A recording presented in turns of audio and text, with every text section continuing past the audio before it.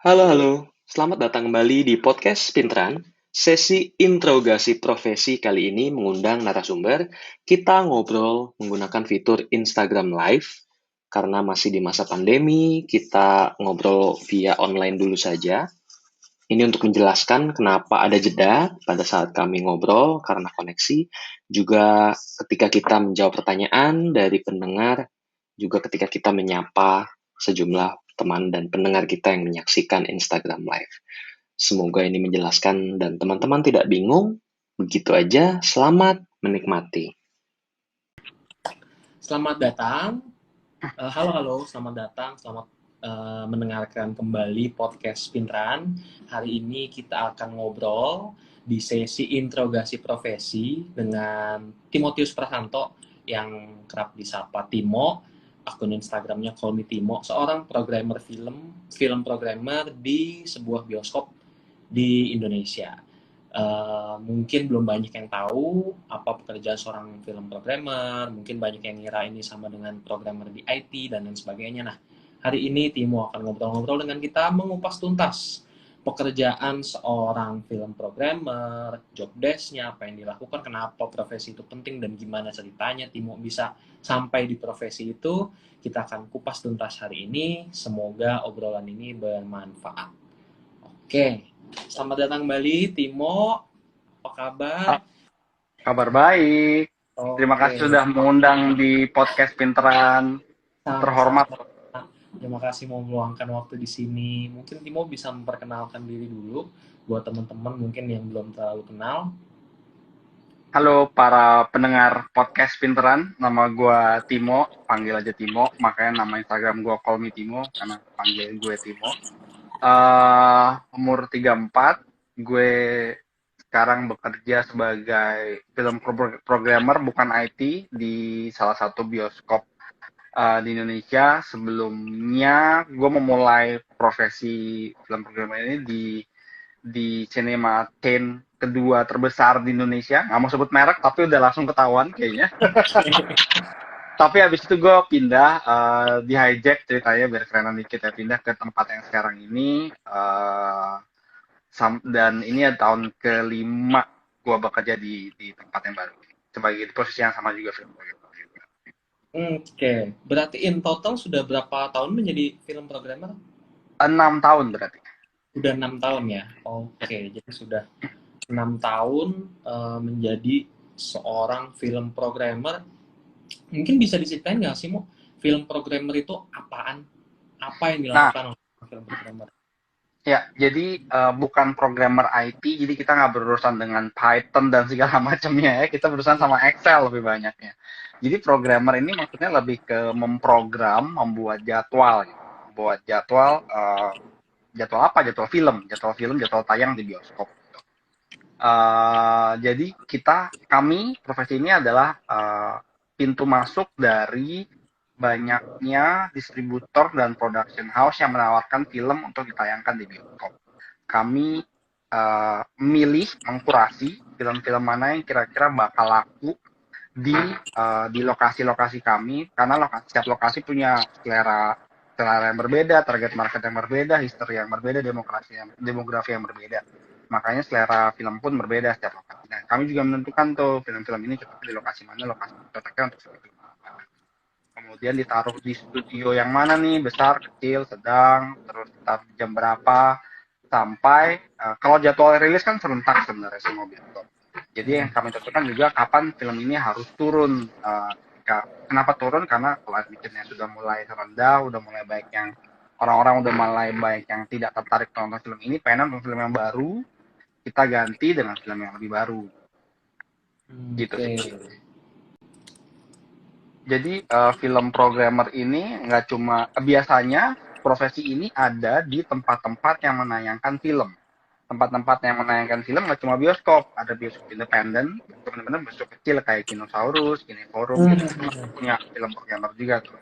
Sama film festival kayak Europe Screen, Jakarta Film Festival, dan film festival lainnya gitu. Mereka dalam menentukan line up dalam 2 minggu menayangin film A sampai Z, itu ada film programmernya juga tuh, mereka yang nentuin juga tuh.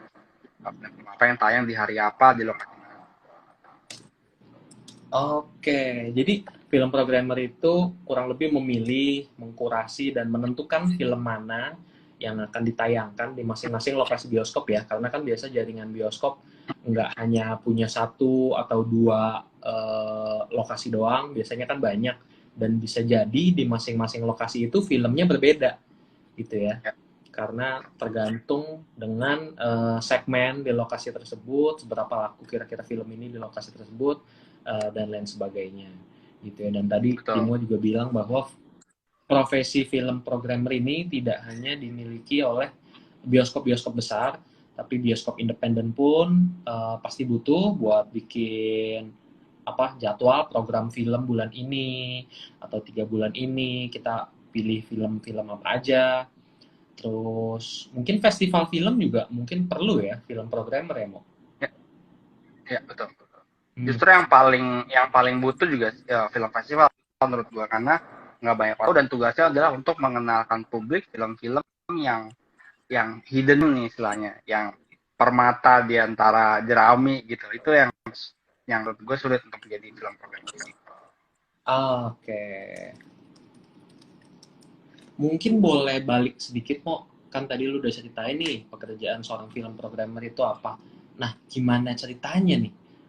Seorang ya atau secara spesifik dulu bisa menjadi seorang film programmer. Apakah ada jurusan kuliahnya? Karena gue nggak pernah denger sih jurusan kuliah film programmer. Gimana nih ceritanya bisa sampai di profesi ini? Dulu gue kuliah di psikologi Atmajaya ya. Kita sama ya, satu alumni ternyata ya. Ya. Nah, iya benar emang nggak ada kuliahnya, nggak ada jurusannya juga. Jadi masuknya juga menurut gue campuran antara keberuntungan dan kesempatan kali ya. Karena gue dari zaman kuliah itu gue suka nulis blog review film. Nulis blog film judulnya Sobekan Tiket Bioskop udah dari tahun 2006. Gara-gara gue suka, jadi semua film yang gue tonton di bioskop gue tulis blognya, gue tulis reviewnya di blog gue. Gara-gara kekonsistensian gue dalam menulis review film di blog, banyak teman tuh, oh nih si Timo nih si film reviewer ya, kalau mau naik identitas reviewer ini gitu. Sampai kemudian ya long story short, ada satu teman Eric, dia recruiter waktu itu di cinema chain terbesar kedua di Indonesia ini waktu itu. Terus dia lagi nyari film programmer, terus dia nelfon gue, mungkin dia inget gue. Emang bener dia nelfon gue karena dia tahu gue emang suka nulis film gitu, dan dia tahu gue suka. Ya, nah, ada lowongan nih jadi film programmer gitu. Bilang, oke, syaratnya apa? Syaratnya suka film aja. Terus gue, syarat cuma itu doang ya? Iya, yang penting suka film aja, udah datang aja ntar interview gitu. Terus udah gue interview sama si Iwo Chung gitu ya. Terus interview itu salah satu proses interview yang menurut gue cukup menarik, karena di mana-mana kalau interview kayak nanya pengalaman kerja apa sih gitu kan. Tapi ini interview yang gue ditanya, lu suka nontonnya film apa? Film terakhir apa yang lu tonton? Nah, jadi kayak bener-bener tentang nonton bioskop gitu. Tadi Timo sempat lagi cerita tentang ini lalu terputus bahwa interview pertamanya itu unik karena nggak ditanya pekerjaan sebelum lo apa, job desk sebelum lo apa, tapi seberapa lu suka nonton film gitu ya, Mo? Gimana tuh? Betul. Yang ditanya gue waktu itu gue inget banget, lu terakhir nonton film apa? Terus gue jawab waktu itu kalau nggak salah filmnya film Indonesia gitu. Terus lu suka nggak filmnya? Gue bilang ya gue suka gini. Terus menurut lo nontonnya di mana? Gue nontonnya di Indonesia gitu. Menurut lo film itu kalau ditayangin di Pacific Place bakal laku nggak? Gue, ya mungkin bakal laku kali ya. Gitu. Kenapa? Ya karena filmnya itu lumayan segmented. Jadi menurut gue nontonnya cuma orang-orang niche yang biasa nonton film gitu, karena film-film non mainstream gitu ya. Gitu. Gue jawab gitu kayak. Dan ternyata jawaban gue benar gitu. Jadi untungnya jawaban gue benar. Dia semacam itu sih. Terus Oke. dites-tes juga, terus ditanya film-film, dites-tes kayak film ini kalau ditaruh di lokasi ini cocok atau enggak gitu-gitu. Terus sampai ditanya film favoritnya apa gitu-gitu. Kalau itu sih standar sih. Jadi menarik Oke. sih interviewnya. Oke, jadi beneran lebih nanya ya, pengetahuan lu tentang film, terus analisa lu, daya analisa lu kalau film ini ditayangin di sini kurang lebih akan seperti apa gitu ya. Ya, betul. Mungkin bisa ditarik mundur lagi tuh. Kalau tadi kan gue nanya gimana ceritanya, lu bisa menjadi seorang film programmer kan udah terjawab bahwa tiba-tiba ditawarin oleh teman kita yang kebetulan rekruter di bioskop itu, terus lu ditawarin. Nah, sebelum itu lu kan sudah rajin banget ngeblog, nulis, review film di sobekan tiket bioskop itu. Sejak kapan sih dan seberapa besar sih lu suka nonton film? Mulai kapan tuh? Wah, menarik ya. Jarang nih gue ditanya kayak gini. Kapan gue mulai suka nonton film? Mungkin pas gue SMA kali. Apa sih? Gue ingat. Waktu itu pertama kali film yang gue tonton di bioskop adalah Home Alone 2 kalau nggak salah. Iya bener, Home Alone 2. Gue diajak sama kakak gue sama nyokap gue bertiga. Film anak-anak, jadi gue waktu itu boleh masuk SD lah ya berarti ya. Semenjak Oke. saat itu gue jadi suka tuh dengan yang namanya bioskop yang gelap, terus bener fokus sama film gitu ya. Terus abis itu karena jadi ketagihan, gue inget minggu depannya gue minta nonton Independence Day yang pertama tahun 94 lah itu ya. Oke. Tahun 94, Wow. terus gue inget banget respon gue pas si pesawat dikejar ledakan api gitu ya. Gue sampai berdiri dari kursi sih, ayo gitu kayak yang gue nggak bayangin kalau gue jadi penonton di depan gue pasti udah ngomel-ngomel nih, ini anak kecil berisik banget gitu kan. Nah itu tuh gue inget tuh momen-momen gimana gue jatuh cinta dengan yang namanya bioskop dan film gitu. Nah kemudian setelah diajak ke nyokap, terus SMP SMA gue dikasih uang jajan sendiri 5.000 goceng per minggu gitu ya. Goceng per hari kalau nggak salah ya. Lupa deh gue pokoknya gitu. Terus gue jadi mau nonton dengan hasil uang jajan gue sendiri. Akhirnya gue nabung tuh. Gue nggak jajan di sekolah. Gue rela lapar gitu ya. Demi buat satu tiket nonton. Oke. Waktu itu harganya masih 10.000 sih. Jadi kayak gue ya bener hasil 5.000 per hari. Jadi gue 2 hari nabung nggak makan untuk demi satu tiket gitu. Terus jadi kayak si tiket ini jadi berharga banget buat gue kan, karena gue udah berkorban nih 2 hari gue nggak makan siang gitu kan. Jadi mulai di situ gue kayak lebih menghargai, wah ini tiket bioskop ini pengorbanan besar buat gue nih, dengan gue suka dan dengan pengorbanan gue buat ini. Itu akhirnya gue memutuskan buat ya udahlah, dari apa yang gue tonton gue sambil tulis aja gitu. So gue sambil tulis sebenarnya dulu tulisan gue awal-awal masih yang cupu banget sih, kayak wah ini film ini keren bagus gitu, kayak bener-bener gak berbobot sama sekali lah ya. Waktu itu gue juga sebenarnya waktu itu tujuan nulisnya adalah lebih ke diary sih. Gue nyatet gue habis nonton film apa aja, hari apa, di mana. Kan kalau di tiket bioskop ada tuh nonton di mana, hari apa, jam berapa. Ya. Gue lebih ke diary sih.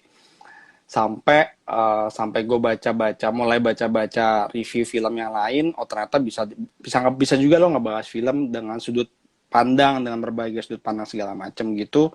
Terus gue juga coba mulai kembangkan tulisannya. Pas masuk psikologi, ternyata dari psikologi kan kita juga di psikologi tuh sering banget dikasih tugas nonton film terus ngebahas film itu dengan sudut pandang psikologi, dengan teori psikologi gitu kan. Apalagi apa sih A Beautiful Life gitu-gitu kan, yang udah film psikologi banget yang pasti bisa dibahas dengan berbagai sudut pandang gitu kan.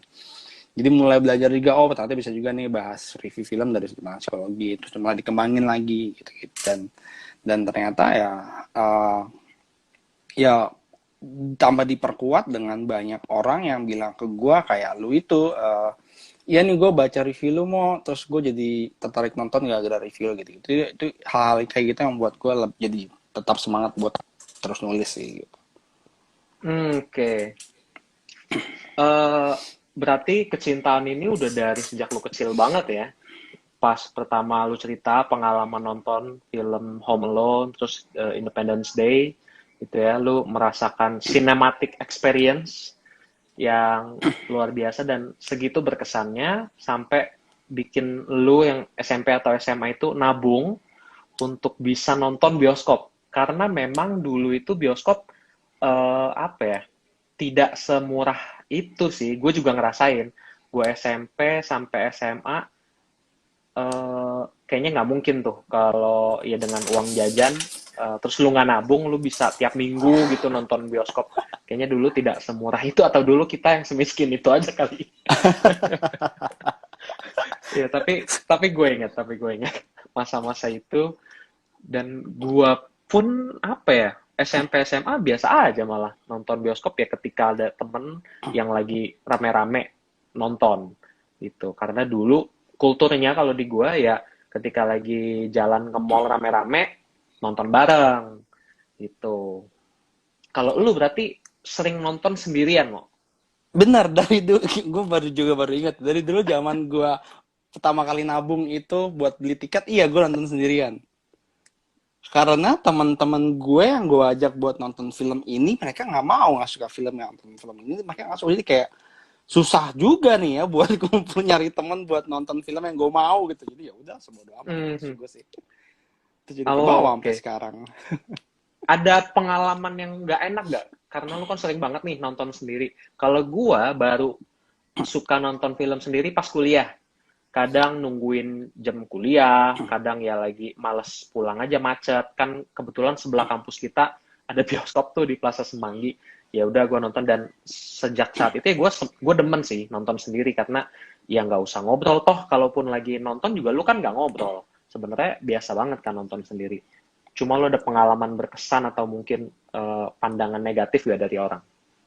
Gue awal-awal gue nonton sendiri tuh gue sering merasakan tatapan-tatapan aneh dan kasihan dari penonton di sebelah kiri kanan belakang depan gue. Kayak ini orang either jomblo banget, either nggak punya teman banget, kayak lu sampai sendirian gitu. Gue kayak ya menerima tatapan itu gue ya gimana ya, bukannya gue emang nggak punya teman nggak punya apa aja, tapi emang gue emang pengen aja nonton sendiri gitu. Gitu sih. Jadi kayak itu sering lah tatapan itu sering yang makin kesini juga ya jadi semakin gue makin cuek lah ya karena menurut gue nonton sendiri tuh kayak me time buat gue sih, kayak me time dan recharge energi gue gitu. Yang mungkin rasanya akan berbeda jauh ketika gue nonton sama teman gue atau sama pasangan gitu sih. Oke. Kalau gue sih paling ditanyain sama mbak-mbak tiketnya nonton sendirian aja mas, terus ya iya mbak kan belinya satu. Gimana? Sebuah pertanyaan retoris ya.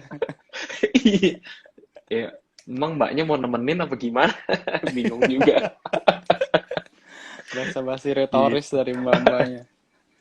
Tadi kan lu udah sempat ceritain bahwa pekerjaan seorang film programmer adalah memilih, mengkurasi, menentukan film mana ditayangin di mana, di bioskop yang lokasinya mana, seperti itu. Apa sih tantangan terbesar ketika melakukan pekerjaan sebagai seorang film programmer? Berarti kan lu dikasih banyak banget nih film ya, lu dikasih banyak film, terus lu harus menentukan ini di mana, juga jadwalnya. Karena kadang gue kalau mau beli tiket juga gue mikir, aduh, gue pulang kerja jam berapa, ada gak ya filmnya? Ternyata ada. Gitu. Jangan-jangan ini udah dipikirin juga nih sama film programmer. Bener gak sih kayak gitu? Benar banget. Jadi salah satu yang tantangan terbesarnya, kita mau menentukan selain menentukan lokasi, kita juga menentukan besaran studio, karena nggak mungkin film Avengers ditaruh di studio kecil, nggak mungkin film kecil ditaruh di studio besar gitu lah ya. Dan kemudian juga jam tayang. Jadi kayak film anak-anak nggak mungkin ditaruh di atas jam 8 malam, karena nggak ada yang nonton juga. Dan juga film kayak nanti Tenet gitu, yang pasti banyak kan penontonnya pas pulang kerja, jadi pasti akan banyak show di atas jam 7, di atas jam pulang kerja gitu-gitu. Jadi ya sampai ke jam-jamnya pun iya kita tentukan juga, dan enaknya kalau bukan jaringan bioskop terbesar itu, kami sih lebih ke apa namanya istilahnya manual ya. Kita bisa menentukan showtime sendiri. Kalau lo perhatiin di jaringan bioskop terbesar itu, showtime-nya template tuh. Setiap hari, setiap minggu sama. Selalu jamnya di itu aja. Sedangkan kalau di non itu bisa ada 19.55, ada Iya, iya. 19.50 gitu. Itu ya istilahnya kita tentuin setiap minggunya berbeda untuk ngelihat, untuk menyesuaikan juga dengan durasi film, dengan pasar, dengan lokasi dan segala macamnya. Nah, tantangannya adalah sebenarnya banyak sih. Cuma kalau saat ini tantangan terbesarnya adalah bagaimana bisa mengcater selera lokasi dengan pilihan film yang either terlalu sedikit atau terlalu banyak. Jadi pernah tuh dalam satu minggu, film rilis setiap hari Minggu ya, setiap hari Rabu, Rabu atau Jumat film impor, film Indonesia di hari Kamis. Setiap minggu tuh film rilis paling sedikit ada 4, paling banyak pernah 8 sampai 10 gitu. Ya kalau bioskop yang layarnya 10-11 kayak di GI, MOI, CP sih nggak apa-apa, enak gitu. Tapi kalau yang layarnya cuma 5, cuma 4, cuma 6, pusing tuh. Jadi nggak mungkin kan 10 film dimasukin ke 5 layar. Artinya kan gue harus berbagi tuh satu layar 2 film. Atau bahkan pernah satu layar, satu studio gue isi 3 film tuh. Jadi gue mix pagi siang sorenya gitu-gitu. Jadi itu tuh yang sulit, yang bikin kami, bikin gue lah ya, film programmer, yang kita bikin jadwal setiap hari Senin. Jadi film baru rilis, jadwal cycle baru tuh setiap hari Rabu sampai Selasa. Setiap cycle programming ya, setiap Rabu sampai Selasa. Gue bikin di hari Senin, bikin langsung diekspor ke site semuanya gitu-gitu. Nah, tuh setiap hari Senin tuh yang bikin pusing adalah hal-hal semacam itu. Kalau film terlalu sedikit juga pusing. Buat gue misalnya ada bioskop yang layarnya 10 tapi yang rilis cuma 5, artinya kan either gue harus satu film gue kasih ke 2 layar, atau gue masih pertahanin film yang minggu lalu. Ya kalau film minggu lalunya masih bagus dengan seperti gue pertahankan. Tapi kalau film minggu lalu udah agak turun kan jadi kayak gimana juga gitu. Gitu sih. Oke. Thank you banget Mo buat jawabannya, semoga clear ya buat tadi yang bertanya, karena buat gue sih itu menjawab banget. Jadi mau ngejelasin dinamikanya pemilihan film, tantangannya apa, misalnya film terlalu banyak tapi layarnya terbatas, atau sebaliknya filmnya dikit tapi layarnya banyak. Nah ini gimana menentukannya? Ada pertanyaan penting dari Ibu RT, kok bagus koneksi lu sekarang Mo? Dia tidak tahu apa yang barusan terjadi. Tadi sempat tren, tadi sempat kacau. Terus ini udah ganti device, dia udah pakai iPad, jadi udah lumayan lah ya. Dan gak dihack juga nih, nggak ngomongin bioskop tutup, jadi aman. 10 menit pertama smooth semuanya, terus tiba-tiba, waduh, hilang suara lagi. Cuma udah ketemu solusinya. Terus ada yang nanya, lu lagi di mana Mo? Itu di belakang kok ada poster film, keren-keren banget sih.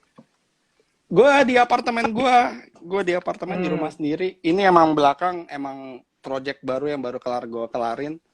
Sebelumnya poster film satu, tapi kayak gue pengen, terus nih terinspirasi ngeliat ada di Twitter ada yang bikin kayak gini juga, terus gue bikin juga deh, print sendiri, tempel sendiri. Oke. Nih ada ini juga komen, ini bukan pertanyaan sih, tapi komplainan. Tambahin dong film Indonesianya. Semenjak buka dia selalu nonton, tapi kayaknya dikit banget film Indonya gitu. Pasti nontonnya di PIK. Katanya jangan sebut merek, lu sebut juga. Oh iya. Enggak. Gue sebut lokasi, lokasi. Di area kan cuma satu. Iya. Ada 3, sorry ya. Oke. Ada di lokasi Bekasi sama di lokasi Kelapa Gading. Gue taruh maksud Indonesia. Gua di PIK bioskop cuma 1, orang udah tahu. Oh iya, benar juga. Benar. Iya, tuh lu jawab dulu tuh, kenapa jarang ada film Indo di sana? Nah itu salah satu tugasnya film programmer, untuk mengenal setiap lokasi yang ada gitu. Jadi iya memang lokasi di Pantai Indah Kapuk itu memang secara historical film Indonesia emang kurang kurang diminati di sana gitu. Beberapa laku sih. Film Indonesia yang laku adalah A Man Called Ahok, satu. Kedua, Susi Susanti. Silakan dilihat sendiri ya seleranya seperti apa. Pick banget ya. Iya, betul. Coba film paling laku se-Indonesia Warkop DKI Reborn ditaruh di sana. Kalah jauh sama Ahok, kalah jauh sama Susi Santi gitu. Jadi ya emang tipikal lokasinya begitu gitu. Dan ya makanya ada lokasi-lokasi gue yang lain di Bekasi, di Kelapa Gading yang memang market film Indonesianya ada. Gue taruh di situ film Indonesia dan gue banyakin juga dan cukup laku. Nah tapi di Bekasi ini kalau gue taruh film-film Thailand, Jepang, Korea nggak laku. Tapi kalau di Pantai Indah Kapuk laku gitu. Ya. Ini berarti emang jadi kerjaan Timo banget seorang film programmer untuk nentuin film-film apa yang kira-kira sesuai dengan segmen di mana lokasi bioskop itu berada gitu ya. Semoga ini menjawab pertanyaan kenapa di film-film Indo lebih banyak misalnya di Blok M atau di daerah yang Jakarta pinggiran gitu, karena memang peminatnya lebih banyak di sana gitu. Betul. Film horor gimana. Tapi bukan berarti bahwa selera lokasi atau selera target market ini tidak bisa dididik ya, Ki. Jadi ini nggak absolut nih. Ini penting karena ini gue alami sendiri nih. Pertama kali di Pantai Indah Kapuk itu buka, Pantai Indah Kapuk tuh sebelumnya orang-orang kalau di situ kan nggak ada mall, nggak ada bioskop. Kalau mereka mau nonton paling dekat itu di Emporium 21. Which is di 21 mereka jarang banget tuh nayangin film-film Thailand, Korea, Jepang, film-film Asia Timur gitu mereka jarang nayangin. Nah, ketika Pik buka, gue coba masukin nih film-film Thailand, Korea, Jepang gitu-gitu. Awal-awalnya nggak laku. Awal-awalnya nggak ada yang mau nonton. Either mereka nggak tahu filmnya rilis di situ atau mungkin emang mereka belum kesana seleranya. Kemudian gue coba terus nih. Sampai pada waktunya titiknya adalah The Battleship Island, film Korea yang main aduh gue lupa banget namanya, sorry banget nih buat K-pop Korean fans, tapi dia si aktor ini tenar banget di drakor di TV. Jadi ibu-ibu itu kenal banget sama si aktor ini dan akhirnya tuh rame banget tuh si Battleship Island di lokasi itu. Sampai 2 minggu, 3 minggu, dan ramenya di jam 1 siang, jam 3 sore. Kenapa? Jam-jam ibu abis ngantar anak sekolah. Artinya yang nonton adalah emang bener mama-mama muda yang nontonannya adalah drakor di TV gitu. Nah, semenjak si Battleship Island, mereka tahu ada bioskop baru di situ, mereka tahu ada bioskop yang nayangin film-film non-mainstream, nayangin film-film Jepang, Korea, Thailand gitu-gitu. Semenjak saat itu, setiap film yang gue masuk, setiap film Korea, Thailand, Jepang gue masukin di situ laku. Jadi ternyata bisa dididik juga nih si selera masyarakat yang ini, dibiasakan lah gitu. Oke. Jadi itu bukan sesuatu yang absolut ya. Selain kita ngelihat demografinya seperti apa, terus mengira-ngira kira-kira yang cocok apa, kita juga bisa coba ngenalin loh ya produk apa genre-genre tertentu, film-film jenis apa. Oke, menarik banget. Tadi kan lu ceritain banyak tentang pekerjaan seorang film programmer yang ternyata nggak sejalan nih Mo dengan kuliah lu. Kan dulu kuliah psikologi, ngebantu gak sih? Tetap ngebantu atau nggak guna sama sekali kuliah psikologi di pekerjaan lu sekarang? Menurut gue ngebantu karena beruntung gue ngambil minor psikologi sosial. Dimana kalau psikologi sosial tuh berbeda dengan peminatan lain yang lebih ke individual ya. Kalau sosial kan lebih ke masyarakat gitu ya, dengan banyak orang. Ini memang sih nggak plek-plek ngebantu banget, tapi setidaknya membuat gue jadi punya perspektif yang berbeda dalam melihat konteks masyarakat dan membuat gue melihat konteks. Nah, kalau diajarannya Mas Erik kan selalu ngomongin konteks nih, kalau ngomongin sosial gitu ya. Itu yang jadi ngebuat gue juga jadi lebih mudah untuk menentukan mindset dalam, misalnya ada lokasi baru buka, yang gue sebenarnya nggak tahu datanya gimana, historinya gimana, tapi gue bisa lihat dari demografi, dari hobi, lokasi bioskop terdekat segala macam, kemudian gue masukkan variabel konteks itu tadi dan perspektif. Jadi lumayan bisa ngebaca nih selera lokasi itu seperti apa, film-film seperti apa yang cocok gitu. Jadi memang nggak plek-plek nyambung, tapi ada beberapa mindset ya, beberapa sudut pandang yang bisa gue pakai dan kepake banget, terutama statistik Ki. Secara mengejutkan. Karena pekerjaan gue bener-bener tiap hari ngeliatin angka dan buka Excel gitu sih. Jadi itu yang kepake juga tuh. Nah, tadi juga sempat ada pertanyaan, apa sih indikator keberhasilan seorang film programmer? Apakah kalau okupansinya tinggi terus? Apakah kalau filmnya full terus? Atau gimana nih? Yang paling simpel adalah profit and loss ya. Jadi kalau profit, KPI gue standar sih. Ya profit dan more profit dan less loss itu target indikatornya. Dan benar occupancy rate. Occupancy rate rata-rata di kisaran angka 30% gitu. Kalau di bawah itu berarti ada yang perlu dikulik lagi nih di programming atau mungkin di marketingnya, malah bagaimana cara mendatangkan penonton ke bioskop itu gitu. Jadi ya di dua angka itu sih kalau gue di occupancy rate. Occupancy rate itu adalah tingkat keterisian kursi bioskop ya. Jadi misalnya satu studio isinya 100 kursi, tapi kalau dalam 1 bulan secara rata-rata hanya 30%, artinya cuma ada 30 kursi nih yang terisi gitu. Atau hanya 10 kursi yang terisi, artinya kalau 10 kursi masih sepi banget nih. Atau jangan-jangan emang filmnya nggak laku apa gimana gitu-gitu. Itu bisa banyak variabel yang bisa dilihat.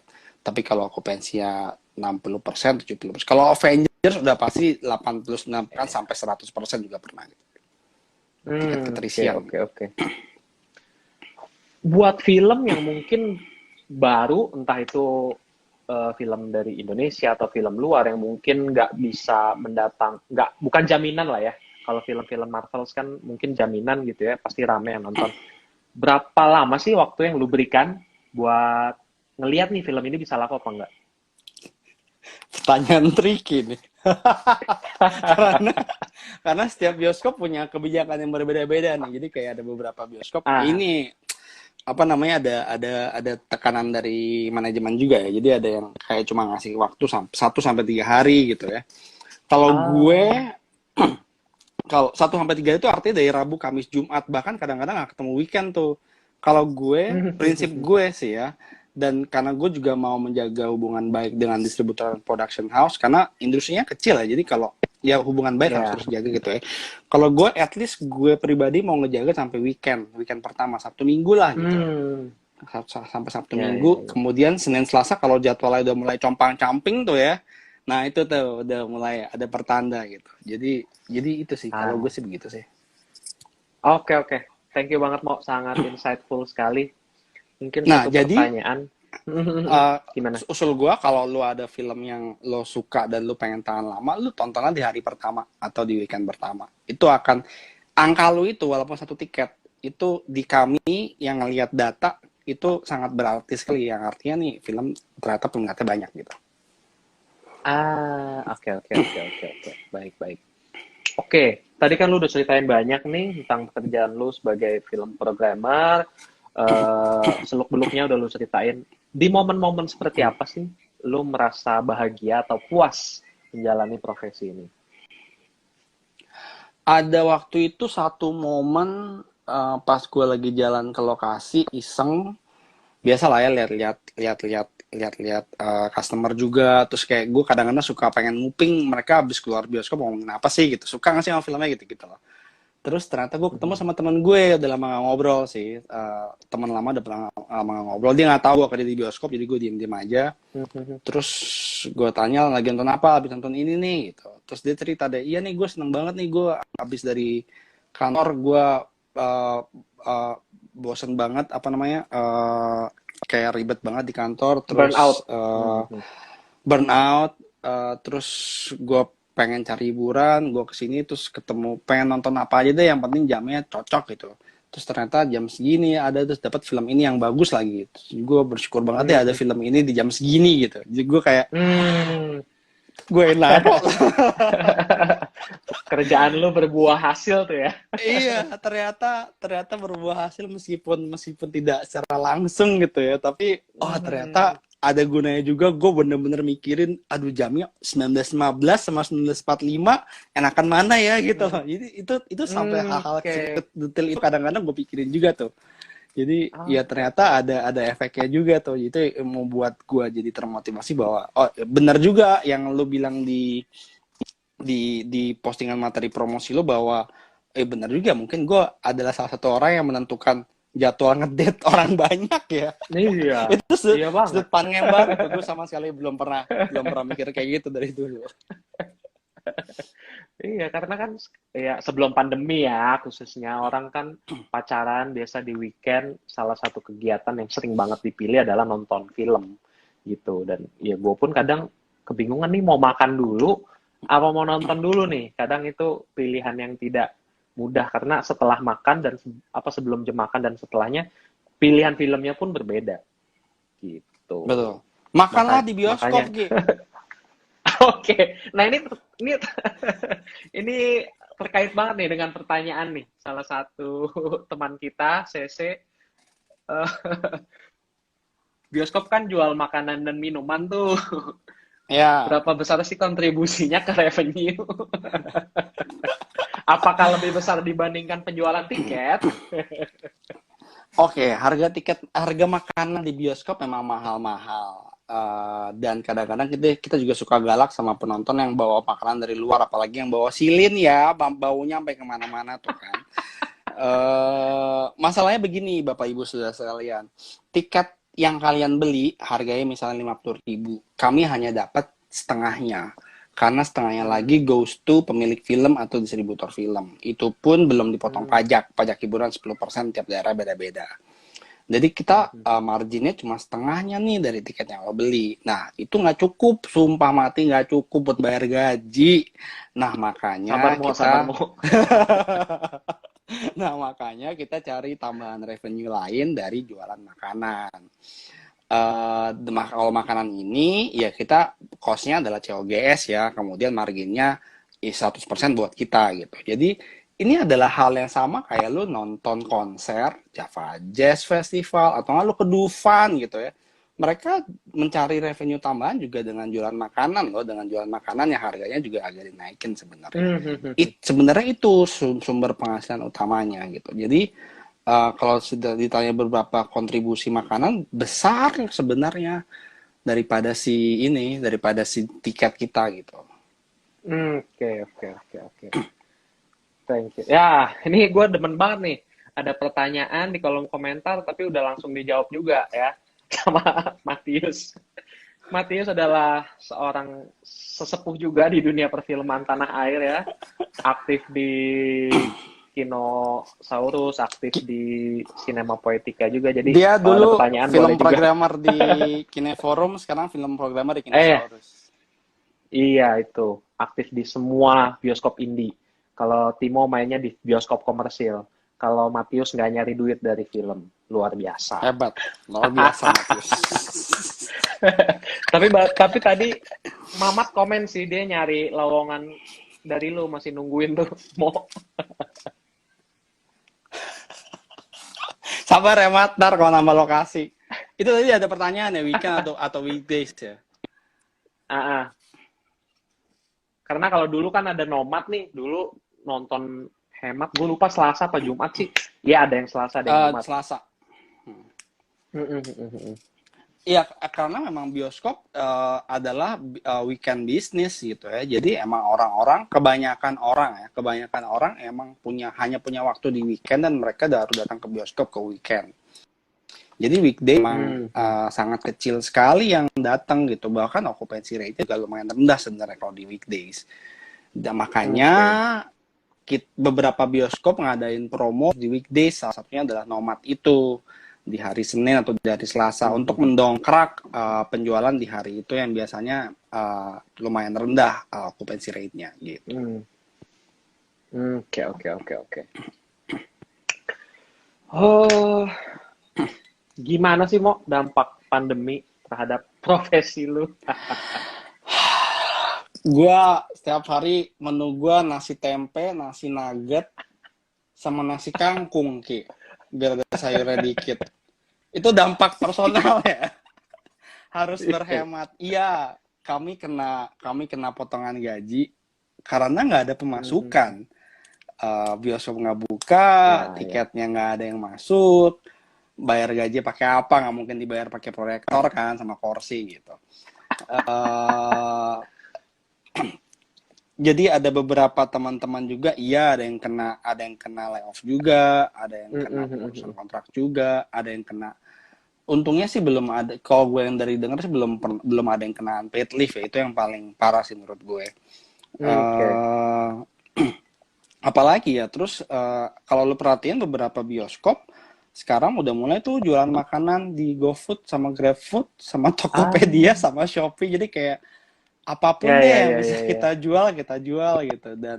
Dan sulitnya, dan itu nggak mudah loh. Kenapa? Karena kita biasa jualan makanan di kandang kan, popcorn apa segala macam. Orang datang gitu ya. Orang datang plus servingnya makanan yang ready to eat gitu. Ketika masuk dalam delivery, packagingnya harus berbeda, cara masaknya harus berbeda. Kemudian kompetitor di area itu siapa lagi nih yang jualan popcorn atau sistagor atau apa-apa yang udah duluan berjaya gitu ya, merchant. Jadi kayak aduh susah banget. Jadi makanya ketika dengar berita Tenet mundur, Mulan mundur, itu aduh pedih banget gue. Jadi gini, kemarin itu ketika ada SK bahwa bioskop di Jakarta boleh buka tanggal 29 Juli. Gue semangat kerja. Asli, gue kayak mau nangis denger kayak, aduh akhirnya bioskop buka lagi, gue bisa kerja lagi. Itu gue semangat banget, bener-bener kayak langsung gue kerja, gak gabut gitu ya. Kemudian, ya oke lah banyak orang nyinyir-nyinyir kenapa bioskop buka bla bla bla. Lo gak ngerti gue lagi susahnya gimana gitu. Ya udah itu bodo amat, terserah, nggak apa-apa sama SJW itu. Tapi ketika dengar lagi bahwa oh iya nih kasus COVID meningkat lagi, bioskop ditunda, tuh kayak aduh jadi lemas lagi sih jadinya. Sampai sekarang apalagi kayak belum ada tanggal pasti. PSBB emang sih transisinya per 2 minggu, tapi dengan ngelihat sebenarnya kan bioskop juga nggak bisa buka kalau konten belum ada nih. Misalnya Tenet Mulan diundur sampai September, sedangkan kita Agustus udah mulai buka. Mau nayangin film apa? Iya, betul. Yang oke lah masih ada Peninsula, Tren Tembusan 2. Oke, kita bisa nayangin film-film rerun, tapi kita juga mikir, balik lagi, lu mau datang ke bioskop karena lu lihat filmnya kan. Lu Tenet harus nonton banget di bioskop, Mulan harus nonton banget di bioskop gitu.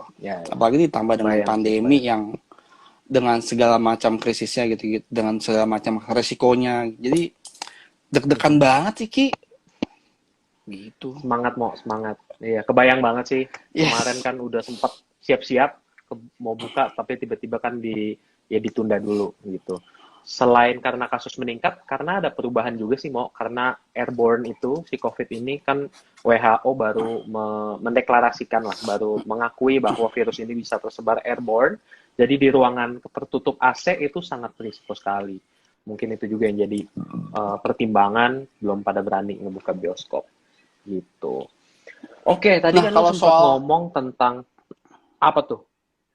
Gue cuma nyempilin satu aja soal airborne. Jadi ada beberapa teknologi baru, mulai dari UVC sama beberapa teknologi yang untuk ngasih disinfektan lewat AC gitu-gitu. Itu lagi dipertimbangkan sama beberapa bioskop. Jadi semoga bisa membuat teman-teman mengurangi, merasa aman, lebih aman, merasa aman. Oke. Iya, bisa banget sih. Gue juga kemarin baca-baca itu bisa bantu. Oke. Kemarin lagi. Tadi kan lu sempat bilang bahwa ngeliatin data kerjaan lu, ngeliatin jumlah tiket yang terjual, tiap hari ngeliatin Excel dan lain sebagainya. Menurut lu kira-kira 10-20 tahun lagi masih relevan gak sih profesi lu? Apa jangan digantiin sama artificial intelligence? Sepemahaman gue, di bioskop sebelah itu tuh mereka udah mulai pakai semacam program AI untuk menentukan, bukan menentukan film apa, tapi menentukan film ini kalau kita input angka kira-kira forecast-nya segini gitu. Si program ini bisa menentukan, oh ini lebih baik tayang di studio yang kapasitas sekian, tayangnya berapa kali showtime dalam sehari gitu. Jadi itu mempermudah pekerjaan kami. Tapi satu hal yang nggak bisa digantikan oleh AI canggih apapun adalah kejelian kami untuk menentukan forecast admission. Jadi kita tuh setiap minggu tuh harus tentuin forecast. Kira-kira film Tenet akan dapat admission berapa di minggu pertama. Bahkan di hari Rabu, Kamis, Jumat, Sabtu, Minggu akan dapat masing-masing berapa admission. Bagaimana cara menentukan forecast itu? Kita harus, kalau cara gue adalah gue melihat film reference point-nya. Misalnya film Avengers Infinity War, reference point-nya adalah Avengers Endgame, reference point-nya adalah Avengers Infinity War, karena sequel sama-sama mirip gitu kan ya. Kalau misalnya kayak Tenet gitu, reference point-nya apa ini yang mirip-mirip buat bisa kira-kira forecast-nya apa gitu. Ya gampang, udah film-film yang didirect sama Nolan, karena biasanya orang-orang yang mau nonton Tenet adalah mereka yang tertarik dengan si saudaranya gitu. Jadi ini hal-hal ini nih yang masih harus ada human touch-nya yang AI nggak bisa baca gitu. Iya betul. Setuju. Masih ada hal-hal yang sejauh ini belum bisa tergantikan. Kan kita nggak tahu AI kedepannya akan sepintar apa. Semoga ya. Oke, pertanyaan selanjutnya. Kalau lu jadi kita berandai-andai lah, kita halu-halu dikit. Kalau lu jadi Menteri Pariwisata dan Ekonomi Kreatif, apa yang akan lu lakukan untuk memajukan perfilman tanah air? Wow, berat sekali pertanyaannya. Kalau gue jadi di posisi Wisnu Tama sekarang gitu ya istilahnya. Apa ya, gue mungkin belajar dari industri film yang dekat sama kita lah di Korea Selatan.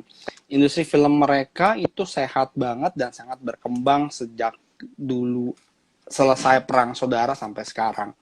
Kenapa? Karena benar-benar disupport sama pemerintahnya. Yang gue dengar dan kalau nggak salah baca adalah pemerintahnya banyak sekali memberikan insentif-insentif, bahkan investasi langsung disuntikin ke production house-nya, ke produksi filmnya. Jadi salah satu permasalahan utama film Indonesia kita sulit, meskipun sekarang sudah berkembang, tapi sulit maju adalah pendanaan. Gue punya cerita tentang seorang tukang haji naik bubur gitu ya. Tapi apakah ada investor yang mau mendanai film gue? Kadang-kadang dikit nih orang yang percaya apa segala macam gitu-gitu. Nah, kalau di Korea Selatan yang gue dengar pemerintahnya sangat suportif sekali dengan ide-ide semacam itu, dengan sangat terbuka lah untuk investasinya itu. Dan kemudian ada juga, ini sebenarnya sudah ada di Indonesia, ada juga dengan kuota film nasional versus kuota film impor. Jadi diutamain dulu tuh film-film dalam negerinya Korea Selatan dibandingkan film-filmnya Hollywood. Di China itu kalau nggak salah dalam setahun cuma boleh 10 apa 12 film Hollywood loh. Jadi Disney, Warner segala macam mereka harus milih film mana nih yang mau dimasukin ke China karena ada kuotanya gitu. Dan itu yang membuat industri film lokal di sana sangat maju sekali kalau lo perhatiin dari sini. Oke, thank you Mo. Berarti tadi ada beberapa hal yang akan lo lakukan. Pertama, memperbaiki ekosistemnya itu sendiri ya. Untuk para filmmaker, untuk studio-studio film dalam negeri untuk bisa berkembang. Kedua, sisi proteksinya juga gitu ya. Pengembangan ekosistem tadi termasuk juga memberikan insentif gitu ya buat para pekerja film dalam negeri, juga proteksinya ke film-film lokal supaya jangan kalah bersaing dengan film luar negeri gitu. Oke, mantap banget. Apa pengalaman paling berkesan lu selama bertahun-tahun menjadi film programmer? Wah, menarik nih. Suara gue masih kedengeran kan ya? Bisa kedengeran. Oke, karena di gue gambar tiba-tiba diem aja gitu, tapi suaranya masih lancar. Jadi koneksinya masih lancar aman. Ya. Oke. Aman. Pengalaman menarik apa ya? Ketika jadi waktu itu ini di perusahaan yang lama, CEO gue lagi muter-muter iseng, terus nanya ke gue, Tim, lu udah nonton film ini belum? Gue lupa filmnya apa. Lu nonton film ini belum? Gue bilang, belum bos. Kenapa belum? Loh, emang belum sempat. Nggak bisa. Lu adalah film programmer, tugas lu adalah untuk nonton. Oh, oke bos. Gue dalam hati, anjir, gue dimarahin karena gue nggak nonton gitu. Hah, gimana nih? Bayangin, gue dimarahin karena gue nggak nonton film. Oke, fine, gitu. Jadi, Iya, jadi iya, iya, emang iya. emang emang bener, emang harus bener-bener eh, ngebuka pikiran banget untuk nonton berbagai macam film gitu sih paling. Hmm. Hmm.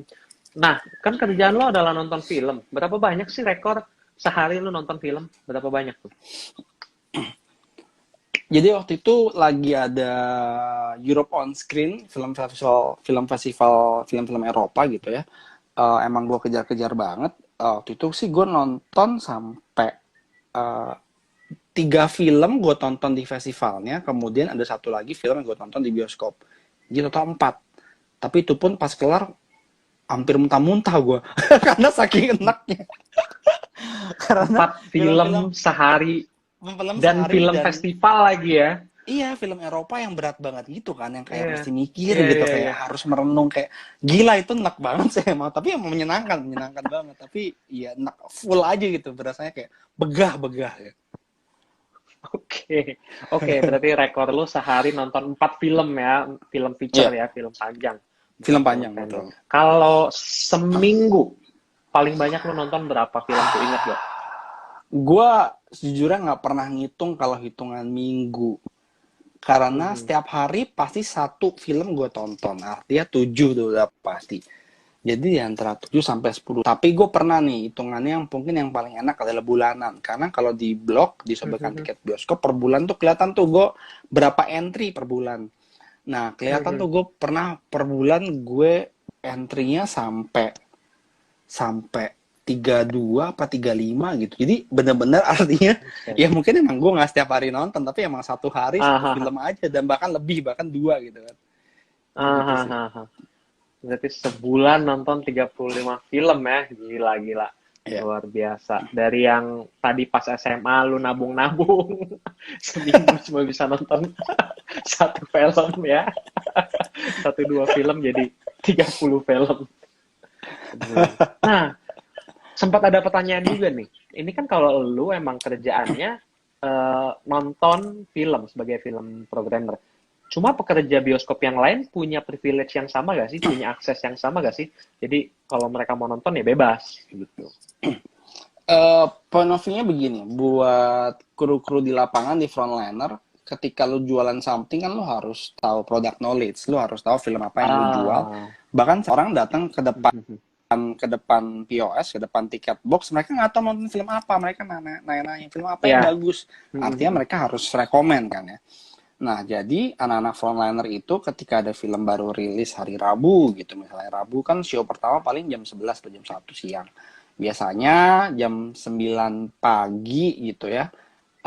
Film-film beberapa pilihan ditayangin khusus buat anak frontliner ini gitu. Oh. Atau enggak misalnya kalau misalnya filmnya lagi rilis banyak, ya besokannya atau enggak pokoknya sebelum weekend, pokoknya di antara Rabu Kamis Jumat pasti akan ada diajak semua frontliner ke satu studio nonton bareng gitu.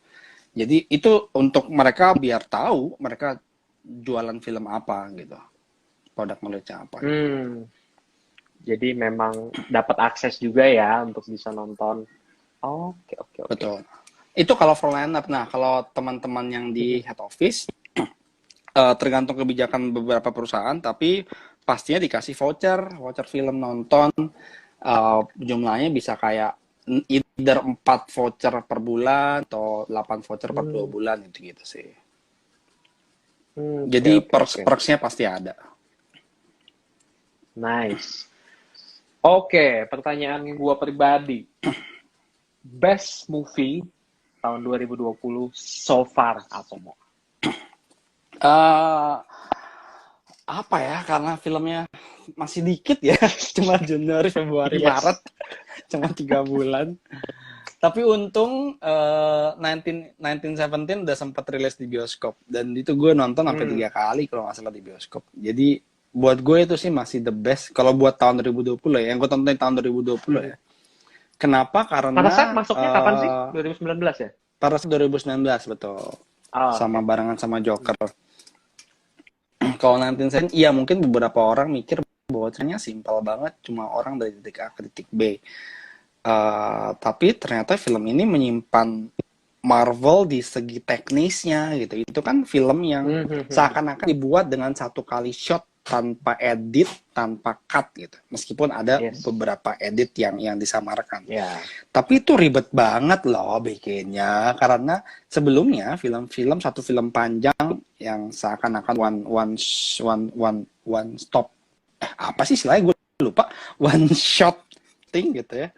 Itu biasanya film-film drama kayak Birdman atau Gravity. Tapi ini ketika ditaruh dalam film perang yang melibatkan ratusan figuran beserta ledakan-ledakan juga, yang nggak kebayang kalau salah lu kesandung jatuh aja gitu mesti ngulang lagi semuanya gitu, kayak mahal banget, terus kayak blockingnya susah banget gitu. Jadi kayak tingkat kesulitannya sangat tinggi. Jadi ini luar biasa sekali gitu di tingkat teknisnya sih kalau gue. 1917 berarti ya film favorit lo tahun ini. Nah, ada yang setuju juga tuh di komentar, memang technically superb film itu 1917. Kita sudah nyaris 1 jam mau ngobrol-ngobrol. Mungkin satu pertanyaan terakhir. Apa pesan lu buat teman-teman yang mungkin tertarik untuk menjadi film programmer? Apa yang kira-kira bisa mereka lakukan, bisa mereka siapkan? 2 kata kunci ya, film dan angka. Kalau film, ya udah pasti ya, lu harus suka, bukan hanya lu harus suka nonton, tapi lu juga harus suka filmnya sampai benar-benar ngulik pemainnya, direkturnya, penulis naskahnya, produsernya, karena ternyata itu sangat berpengaruh secara signifikan terhadap hasil produk jadinya sampai ke market gitu, sampai diterima oleh masyarakat. Kedua sama analitik tadi, bahwa kalau memang lu mau film programmer di dunia komersil seperti bioskop, soal angka memang harus katat lah gitu. Tapi kalau buat bioskop independen atau film festival, mungkin angka menjadi nomor 2. Tapi yang pertama adalah dipilih adalah kualitas filmnya yang benar-benar bisa membuka mata banyak orang, benar-benar film yang kayak harus dari permata di antara lautan, harus benar-benar jeli. Lihat film yang mungkin sebelumnya belum pernah ada yang nonton, tapi kalau lu yakin bahwa ini bakal orang-orang penonton itu bakal suka gitu. Jadi taste terhadap film juga itu penting sih gitu. Mantap, thank you banget Mo. Mungkin segitu aja kali ya sesi kita hari ini, karena sedikit lagi udah 1 jam, dikit lagi kita akan dipotong oleh Instagram karena durasi gitu. Thank you banget juga buat teman-teman yang hari ini udah mendengarkan IG Live kali ini bersama Timo. Hari ini kita ngobrolin tentang kehidupan seorang film programmer, apa yang dikerjakan, gimana ceritanya, bisa dapat pekerjaan itu, suka dukanya, tantangan, dan lain sebagainya kita udah kupas tuntas. Thank you banget udah mengajukan pertanyaan juga. Kalau ada pertanyaan yang mungkin nggak sempat dijawab karena durasi, mohon maaf. Kalau masih punya banyak pertanyaan bisa langsung @Timo di @callmetimo di Instagram. Timo pasti dengan senang hati akan menjawabnya. Betul begitu, Mo? Iya, memang sudah saatnya kita berakhir nih. Suara betul. Timo mulai hilang-hilangan lagi. Oke. Jangan lupa untuk follow Instagram Timo, juga Instagram @podcast.pintran ya. Kalau ada pertanyaan juga bisa langsung ke gua atau ke Timo. Jangan lupa jaga jarak, cuci tangan, dan jangan lupa bahagia. Itu aja dari gua. Dari Timo ada penutup? Bukan suaranya sesuatu yang lu sukai, ada. Itu secara konsisten. Oke, mantap. Ya udah. Thank you, gitu aja. Dadah. Thank you, Mo. Terima kasih juga.